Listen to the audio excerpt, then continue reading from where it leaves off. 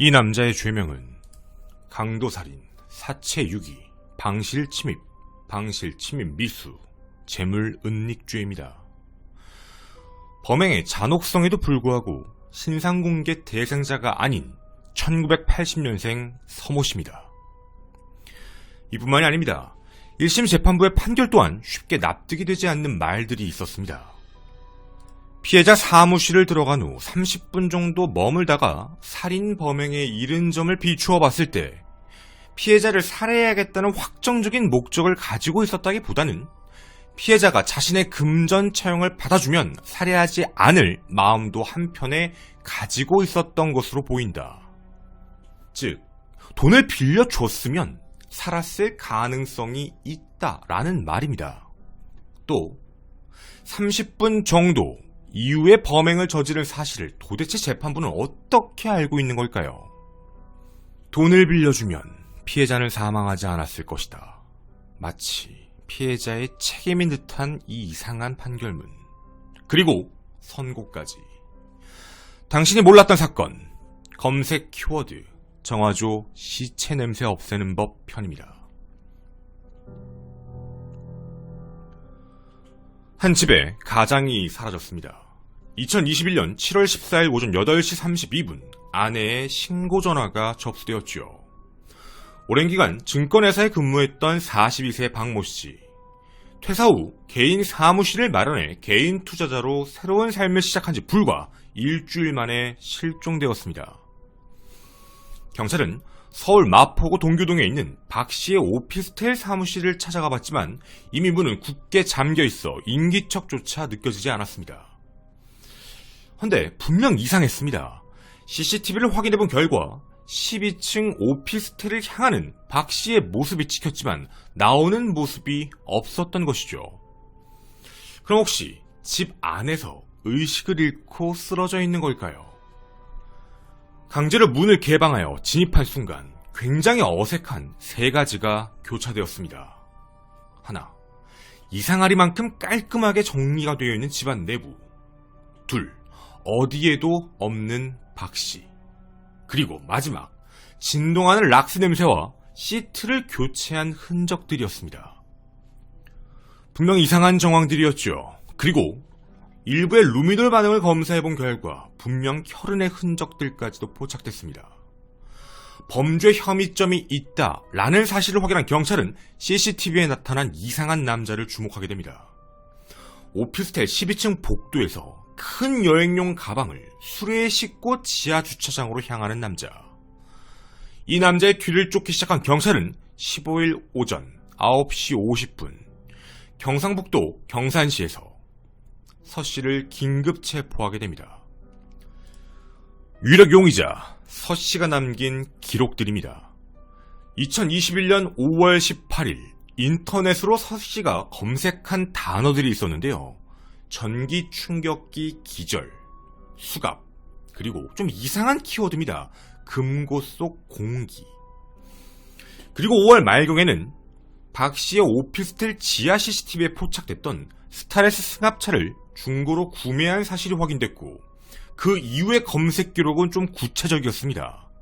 증권계좌 비밀번호 초기화 방법, 증권계좌 비밀번호 변경 방법, 실종 신고 이후 계좌의 사용, 계좌 추적, 살인 형량, 살인 후 해외 도피, 돈 때문에 살인, 살인 시체를 못 찾는 경우, 파나마 이민 절차, 그리고 정화조 사체 유기, 정화조 시체 냄새를 없애는 법.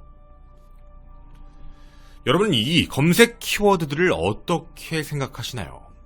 만약 이 키워드들이 피해자 박 씨를 타겟으로 한 검색이었다면 범행 목적은 증권 계좌, 바로 금품에 대한 문제, 그리고 범행 수법은 최소 전기 충격기로 제압, 그리고 시신 유기의 방법으로는 중고 차량을 구매하고 시신의 냄새가 나지 않을 방법을 찾기 위해 금고를 검색했고, 그리고 정화조를 생각했을 것이며 범행 이후 해외 도피 준비까지도 예측할 수 있습니다.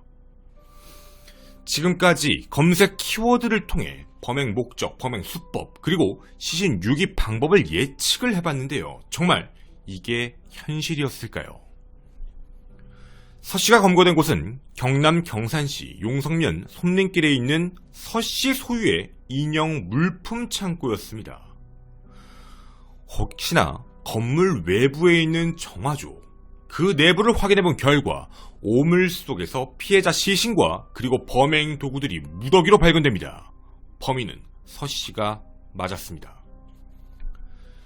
시신을 부검해본 결과 머리 부분에는 망치로 최소 8회 이상을 가격한 상흔과 식칼을 이용해 얼굴 14회, 목 5회, 손과 팔 14번을 찔러 대동맥 절단으로 사망한 것이 확인됩니다. 그리고 부검에는 한 가지를 덧붙였습니다. 아마도 식칼로 인해 사망한 피해자의 머리를 또다시 내리쳤다. 즉, 이미 사망을 한 피해자의 머리를 또다시 내리친 겁니다. 무조건 살인을 하겠다는 목적이 보이는 대목이었죠. 네 번째 섹션. 그날의 진술과 그리고 증거, 또 하나 피의자 서씨의 이야기입니다. 도대체 왜 이런 일을 저지른 걸까요?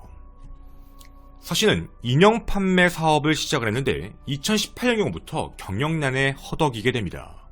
그 이후 금융기관에서 대출을 받기 시작을 하는데 올해 4월경에는 1억 2천만 원을 추가 대출받아 과거 대출을 메꾸는 형식으로 속칭 돌려막기를 하며 부채가 4억 5천만 원에 달하는 상황이었습니다.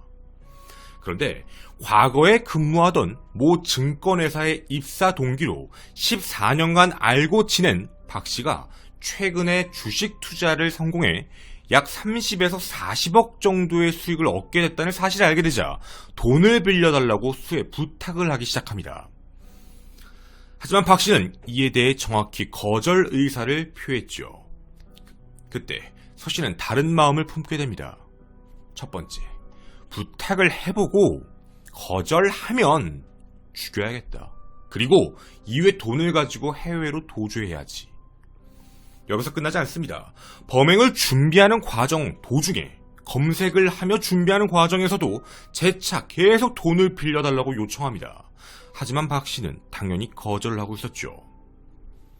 결국 2021년 7월 12일 오전 위에 나왔던 모든 계획에 따라 전기 충격기, 망치, 식칼, 그리고 박 씨를 결박할 대형 케이블 타이, 그리고 시신을 옮길 수레, 가방, 이 모든 범행 도구를 구매해 5월달에 구매했던 스타렉스 화물차에 미리 실어놓고 그렇게 서울로 올라옵니다.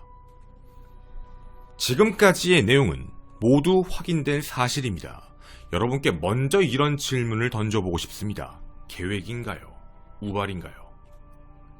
이걸 우발이라고 바라보는 사람은 아무도 없었을 겁니다. 당연히 누구나 다 너무나도 철저하게 계획됐고 준비된 살인이었죠. 그것도 금품을 빼앗기 위해 주식 계좌에 있는 모든 돈을 자신으로 옮기기 위해서 말이죠.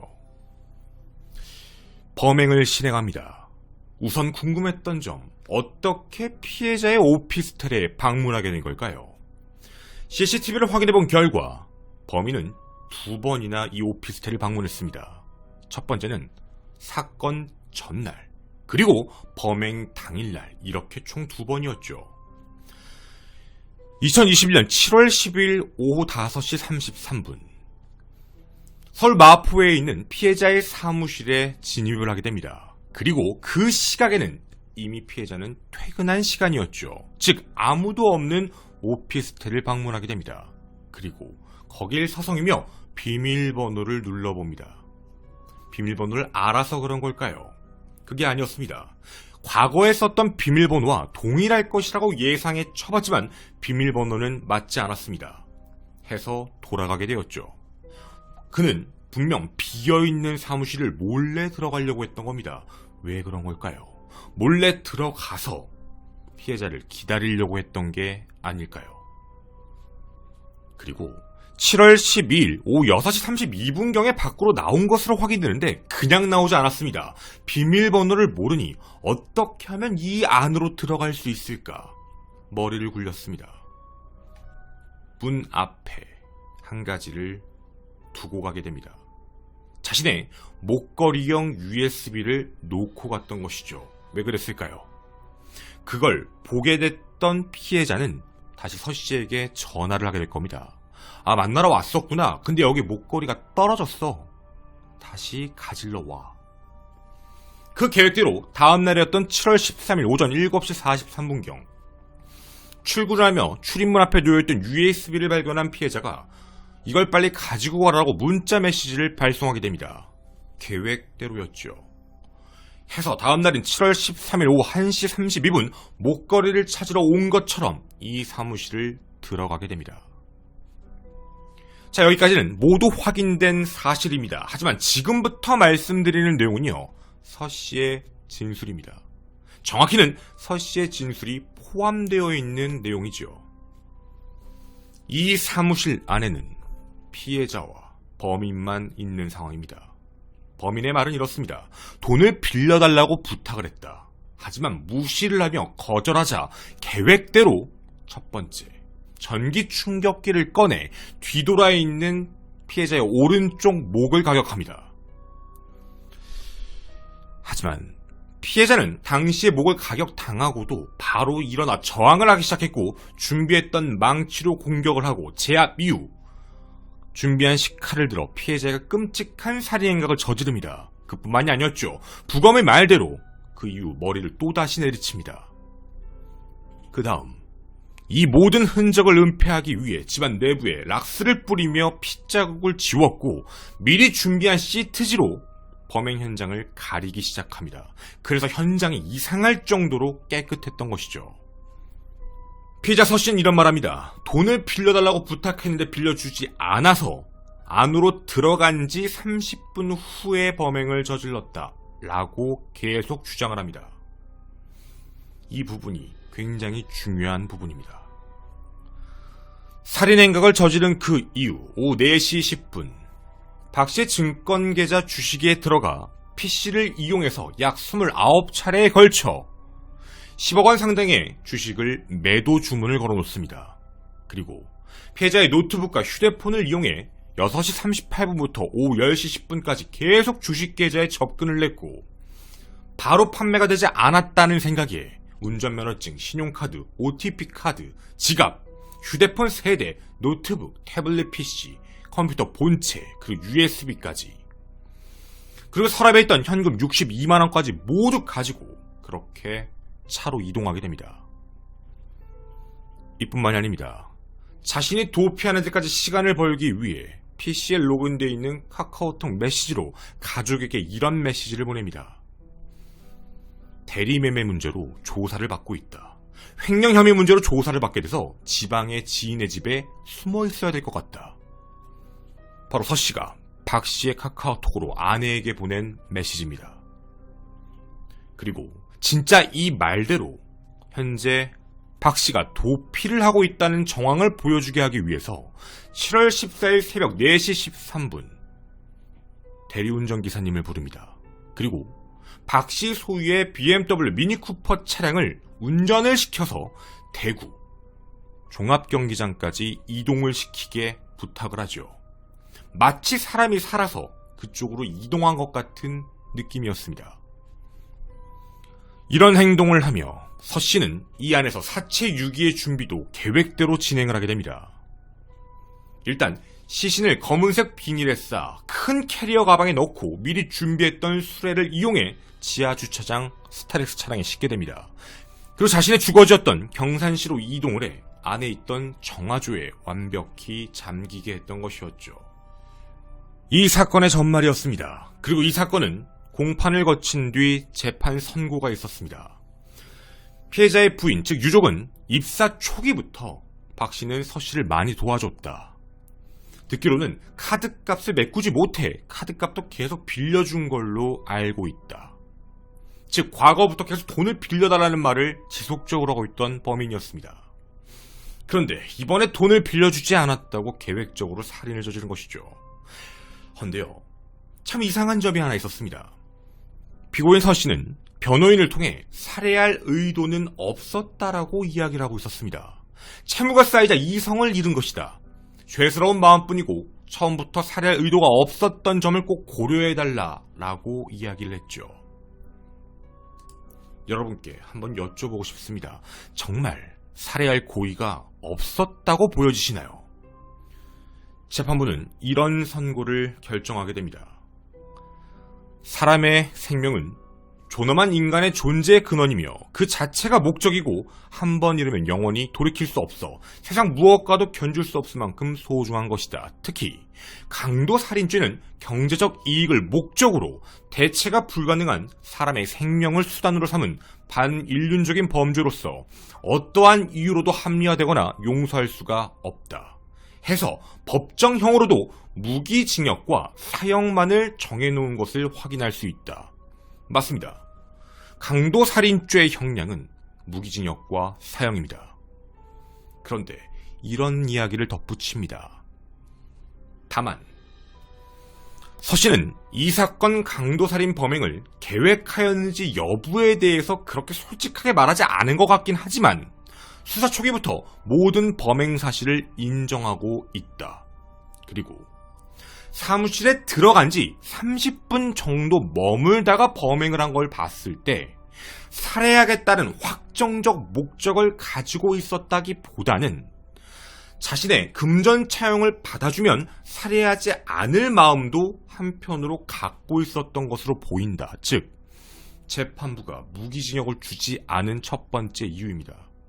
돈을 빌려주었으면 살해하지 않았을 가능성도 있다. 피해자 책임이라는 건가요? 이 부분을 제가 너무 나쁘게 바라봐서 그런 걸까요? 하지만 이제 우리는 모든 정황을 알게 됐습니다. 이번에 그럼 빌려줬고 다음번에 빌려달라고 했을 때 빌려주지 않았으면 그때는 안 죽었을까요? 재판부에게 묻고 싶은 이야기입니다.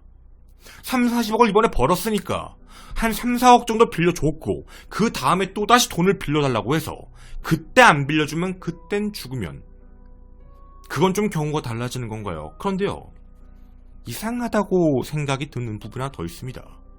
이전에도 돈은 빌려줬습니다. 그럼 판사님, 과거에는 돈을 빌려줘서 살았고 이번엔 돈을 빌려주지 않았기 때문에 죽었다라는 말처럼 들립니다. 유족의 입장에서 생각을 해보면 더 가슴이 아프지 않을까요? 그리고 판결문에 또 이런 내용까지 들어와 있습니다. 이 법정에 들어서 서 씨는 그런 짓을 한 건 인간으로서 용서받을 수 없는 짓이라 생각하고 유족들에게 너무나도 큰 죄를 지어 어떻게 사죄하고 참회해도 돌이킬 수 없음을 후회하고 유족들의 마음에 위로가 될 수 있도록 엄벌에 처해달라는 진술하는 점을 미루어 보아 단지 처벌을 낮추기 위해 일부러 하는 말처럼 보이지 않는다. 즉, 반성하고 있다는 겁니다. 자, 반성을 하고 있다. 그럴 수 있습니다. 그리고 그 반성은 재판부가 받아주는 게 아닙니다. 유족은 엄벌을 탄원했습니다. 하지만 유족들이 엄벌을 탄원했음에도 불구하고 재판부는 이를 반성의 태도라고 받아들이게 됩니다. 그리고 이런 말을 하나 합니다. 과다한 채무 등으로 경제적 공공을 이기지 못하고 강도살인 범행을 계획한 것이다. 강도살인 범행을 통해 실질적으로 취득한 이익도 미미하다. 맞는 말입니다. 실제로 경제적 이득을 취한 건 적습니다. 이유가 있었습니다. 굉장히 발빨랐던 경찰, 그리고 굉장히 빠른 검거, 주식을 매도했지만 현금화하지 못했습니다. 이유는 주식은 판매가 되고 계좌로 입금되는데 2일 정도가 걸립니다. 만약 경찰이 혹은 실종 신고가 조금이라도 늦었다면 이 사건의 범행 이후 돈을 취득했던 범인은 그 다음 어떤 행동을 했을까요? 우린 알고 있습니다. 분명 해외로 도피했을 겁니다. 실질적 이익이 미미하다라는 말은 결과론적인 이야기입니다. 역으로 얘기하면 수사가 빨리 진행돼서 그런 것이었죠. 하지만 분명 서 씨는 주식을 매도했고 그 금액을 받을 걸 기다리며 모든 PC와 OTP, USB를 가지고 도주한 상황이었습니다. 빨리 잡아서 죄가 적다라는 말을 우리가 이해하는 게 맞는 걸까요? 이뿐만이 아닙니다. 범죄 전력, 이 모든 부분을 살펴봤을 때 재범 위험성이 크다거나 교화 가능성이 없다고 단정하기가 어렵고 이 모든 걸 고려하면 검찰이 구형한 사형, 즉 생명 박탈에 대해서 정당화할 수 있는 점도 없고, 또 하나 무기징역, 영구히 격리시키는 것도 반드시 필요하다고 단정하기가 어렵다 해서 1심 재판부는 징역 40년형을 선고합니다. 무기징역보다 징역 40년형이 더 큰 거 아니냐라는 생각이 드시는 분들도 계실 겁니다. 왜냐면 우리나라가 무기수에 대해서 징역 20년이 넘어가면 어느 순간 가석방 대상에 올라간다는 그 말 때문이죠. 하지만 무기징역과 유기징역은 다릅니다. 무기징역이 가석방이 있는 것처럼 유기징역도 가석방이 존재합니다. 형량의 3분의 1을 살면 가능하지요. 즉 이 사건도 13년 이상을 살게 되면 가석방을 받을 조건이 됩니다. 즉 무기수보다 적습니다. 이뿐만이 아닙니다. 전자장치 부착명령도 기각합니다. 즉 거부한 것이죠. 이유를 이렇게 얘기합니다. 40년 장기간 수감 생활을 할 것으로 보인다. 그리고 40년간 재범 방지, 교정의 효과가 있을 것으로 기대가 된다. 그리고 현재 만 41세인데 판결에 의한 형을 집행하면 만 81세에 이르는데 과연 범행을 저지를 수 있는가? 또 하나, 가석방을 고려한다 하더라도 고령인 서 씨가 재차 살인범죄를 저지를 개연성은 낮다. 이게 재판부의 판단입니다. 굉장히 계획적으로 끔찍한 범행을 저질렀고 이건 분명 강도살인죄입니다. 돈 때문에 사람의 생명을 굉장히 우습게 본 사건이죠. 하지만 이 모든 근거로에 무기징역형을 선고하지 않았습니다. 이에 대해 법조계에선 이런 말을 합니다. 작냥감경. 혹시 여러분 이 단어를 알고 계신가요? 범죄의 정상에 대해 참작한 만한 사유가 있을 때 재판부, 즉 법관의 재량으로 형을 감경해주는 겁니다. 분명 서 씨에게 적용된 강도살인죄는 사형 혹은 무기가 나오는 게 정상적이죠. 하지만 무기징역을 판사의 권한으로 장량 감경을 하게 되면 징역 10년에서 50년 사이를 선고할 수 있게 됩니다. 물론 40년이 낫다는 걸 얘기하는 건 아닙니다. 하지만 항소심, 대법원 어떤 일이 발생될까요? 그리고 가석방도 걱정됩니다. 이에 대해 전문가분들은 대한민국의 장량 감경에 대한 부분을 꼬집습니다. 이상하게 대한민국은 중범죄에 관련해서, 흉악범과 관련해서 이런 장량 감경을 되게 유하게 주고 있는 상황이다. 즉 범죄자들에게 지나치게 관대한 적용이다라는 대목이죠. 여러분이 만약에 유족이라면 이 판결문을 받아보고 어떤 생각이 드실까요? 분명 엄벌을 탄원했습니다. 돈을 빌려주지 않아서 사망했다고 재판부가 이야기합니다. 교화의 가능성이 있다고 얘기합니다. 정말 유족들의 마음을 위로한 그런 판결문이 맞는 걸까요? 저는 김한 사건 파일의 김원이었습니다. 감사합니다. 여기는 이제 몇 가지 내용들이 있습니다. 이게 오피스텔이라 복도 CCTV가 있다 보니 그런 게 이제 촬영되어 있는 부분들의 증거들도 다 넘어갔고요. 그리고 여기서 좀 뒷이야기로 좀 드릴 수 있는 내용 중에 하나는 이런 부분들도 있었어요. 범행을 저지르고 나서 사설업체에다 핸드폰 잠겨있는 거 있잖아요. 그것까지 맞춰가지고 주식 매도가 되는 걸 또 핸드폰으로도 하려고 한 거니까 이제 돈이 주식이 매도가 되고 그게 돈이 들어오면 이 사람은 분명히 도주를 했을 거예요. 근데 그럴 상황까지 모든 게 만들어져 자신이 계획한 대로 진행을 했음에도 불구하고 실질적 이득이 없다라는 걸로 이야기를 한다는 점이 사실 조금 납득하기가 어렵다라고 조금 보고 있는 부분인 것 같아요. 그래서 저희도 이게 형량을 놓고 얘기한다 이렇기보다는 왜 재판부는 사형을 주지 않을 이유, 무기를 주지 않을 이유를 왜 억지로 찾는 것 같은 느낌이지? 라는 생각이에요. 아니 이거는 제가 억측이에요. 오역하는 거고 억지 부리는 거지만 이렇게 좀 뒷이야기에서 말씀드리면 상대방이 돈을 안 빌려줬다고 피해자가 되면 안 되잖아요. 그런 건 막아야 되잖아요. 사실 법적으로도 보호를 해야 되고 하면 안 된다는 것도 명확한 사실인 거고 한 건데 마치 이 내용은 넌 무기징역을 줄 수 없어. 이런 정도를 가지고 무기를 주면 안 돼라는 판례를 남긴 거예요.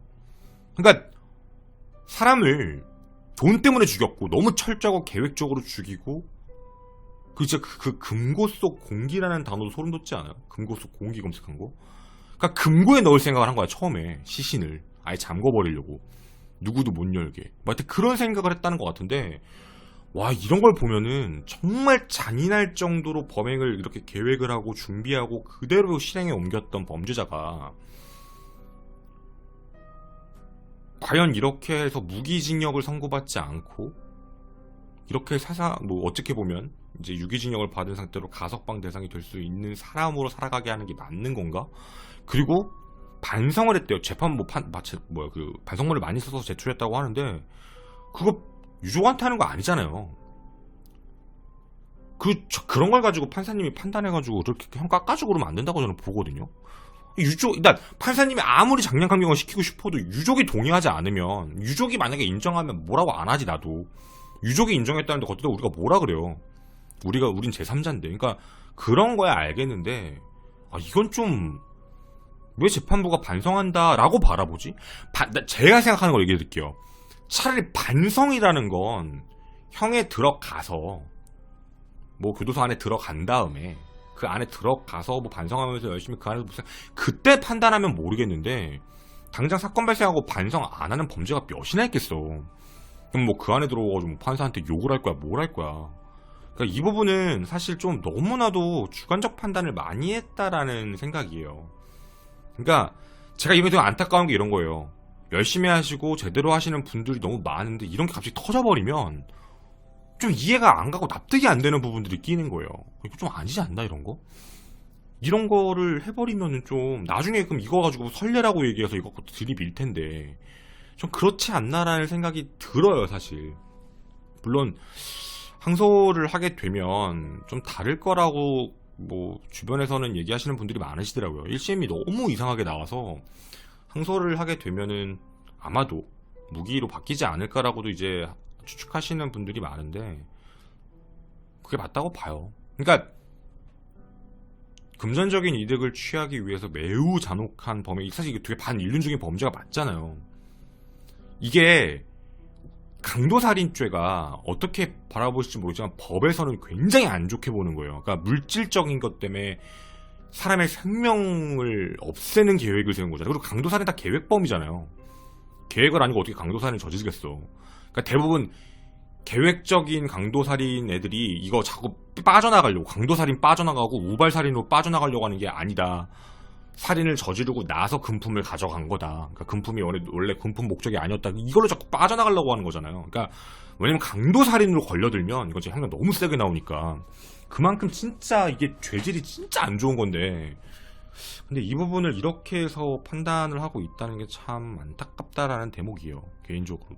그래서 이 부분은 좀 꼬집고 가야 될 부분이라고 봤고, 그래서 이 부분을 정리를 해서 여러분한테 말씀을 드렸던 내용이었습니다. 감사합니다. 네. 판결문에서 되게 납득하기가 어려운 부분 중에 하나가, 오피스에 들어간 시간은 확인이 됐어요. 그리고 범행을 저지른 그 안에 있는 상황은 다 뭐냐면 기록 그 사이 전까지의 이야기잖아요. 주식 계좌를 건드린 컴퓨터 시간이 4시 10분경으로 찍혔어요. 약 2시간 정도의 텀이 있던 거거든요. 근데 범인의 말로는 들어가서 처음에 30분간 대화를 했대요. 돈을 빌려달라고 했는데 빌려주면 안 죽일 생각이었대. 도구는 다 가져갔는데, 도구는 모두 다 끌고 가지고 들어간 상황에서 돈을 빌려주면 안 죽여야지라고 생각하고 있다가 해서 30분 동안 있었대. 그걸 재판부가 인정한 거예요. 근데 그 증거가 없어요. 그거는 그냥 서씨 말이에요. 왜냐면 그 사이 시간에 컴퓨터를 건드렸다라고 막 뭐 매도하고 이랬던 그 시간 사이, 그거는 팩트니까 그 사이가 시간이 비는 거니까. 근데 그 안에 있는 말을, 그 사람 말을 믿는 건데, 이게 만약에 역으로 얘기를 하면 이럴 수도 있는 거잖아. USB 가져가라. 거기서 그냥 앉아가지고 USB 갖고 있다가 상대방이 나 갖게 하는데 상대방이 뒤에 돌아있는 걸 보고 그걸 꺼내가지고 이렇게 가격을 해서 그랬을 가능성도 있는 건데, 이걸 어떻게 증명하냐에 대한 문제거든요. 증명이 아니라 그냥 가해자의 진술일 뿐이지. 가해자의 진술이 30분 정도를 그렇게 얘기하다가 한 거니까 들어가자마자 범행을 저지른 게 아닌 거니까. 난 이것도 되게 이상한 게 들어가자마자 어떻게 범행을 저질러? 지금 서 씨가 한 행동을 하나 얘기해 볼까요? 그 30분은 중요한 게 아니라 뒤에서 먼저 전기 충격기를 했다고 했잖아. 그러면 피해자가 방심하게 만들었다는 거 아니야, 일단은. 상황을 걔가 얘기한 걸 보면, 범인이 얘기한 거 보면. 그럼 피해자가 방심하게 만들었다는 게 뭔 소리일까요? 그것도 다 계획이잖아, 어쨌든. 전기 충격기를 그럼 언제 쓰겠어. 눈앞에서 들어가자마자 와! 하고 전기 충격기를 들이밀 수는 없잖아, 사람이. 그러니까 이걸 다 보면 글쎄요. 이건 좀 아니지 않나 싶어요. 그러니까 그 말을 어떻게 믿어. 근데 그 말을 믿어놓고 그걸 하나를 잡아서 돈을 빌려줬으면 안 죽였을 가능성이 있다. 라는 걸 왜 넌 내가 볼 땐 너무 오버해서 생각하는 거 아닌가라 싶거든요. 그러니까 범행 전체적인 걸 다 바라봤을 때 자기가 계획한 대로 다 했는데 이미. 그 또 하나 묻고 싶은 게 그거. 그럼 이번에 돈 빌려주고 다음에 안 빌려주면 그럼 그 다음에 죽으면 그럼 뭔데? 그 전에는 돈을 빌려줬으니까 괜찮은 거야? 그것도 아니잖아. 그러면 이전에 돈을 안 빌려줘서 그때도 죽였을 수도 있잖아. 그러니까 이거는 좀 너무 판결문을 너무 이렇게 뭔가 너무 확장해서 쓴 거 아닌가라는 생각이 들어서 이 판결문은 너무나도 서씨 입장이에요. 그래서 좀 그거는 좀 아니지 않나라는 생각이라서 개인적으로 씁쓸한 내용이에요. 진짜. 그리고 제 생각이에요. 금전적인 을 너무 크게 빌려달라고 하는데 어떻게 빌려줘? 안 갚으면 그땐 어떡하라고. 그러니까 좀 이건 좀 아닌 것 같아. 이렇게 관용을 심하게 베푸는 건 좀 아닌 것 같다는 생각이에요, 개인적으로. 그렇습니다. 네. 항소심 재판부의 현명한 판단을 기대하겠습니다.